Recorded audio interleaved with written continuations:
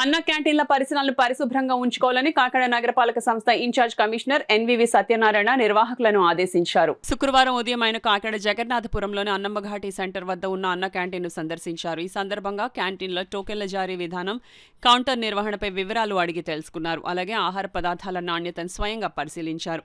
క్యాంటీన్కు వచ్చిన ప్రజలను పలకరించి వారికి అందుతున్న సదుపాయాలపై ఆరా తీశారు. క్యాంటీన్ నిర్వహణ పట్ల ప్రజలు వ్యక్తం చేసిన సంతృప్తిని ఆయన అభినందించారు. ఈ సందర్భంగా ఇన్ఛార్జ్ కమిషనర్ మాట్లాడుతూ అన్న క్యాంటీన్కు వచ్చే ప్రజలకు ₹5కే వేడివేడిగా నాణ్యమైన ఆహారాన్ని రోజుకు 3 పూట్ల అందిస్తున్నామని తెలిపారు.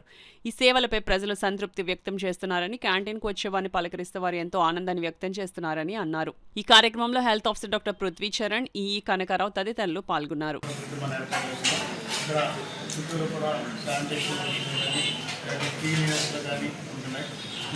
మనం వేడి కడిగి మనం సప్లై చేస్తాం.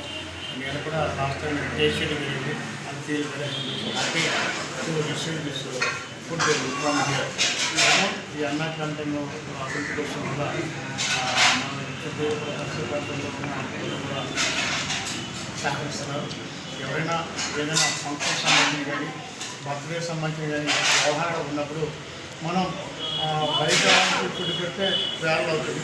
ఇక్కడ ఒక 3,500 రూపాయలు పెట్టి సుమారు 100 వరకు మనకి భోజనం అవకాశం ఉంటుంది. ఎవరైనా ముందుకు వచ్చినట్లయితే టోకెన్స్ మనం ఇస్తాం.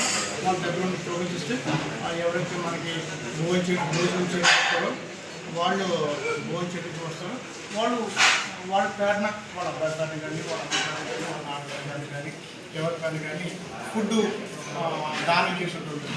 తద్వారాగా మనం ఎంకరేజ్ చేసి ఉంటుంది.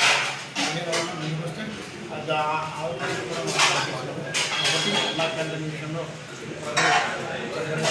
Very much happy to have a good breakfast, good lunch, good dinner. So అన్ని సమయంలో మనకు సాటిస్ఫాక్షన్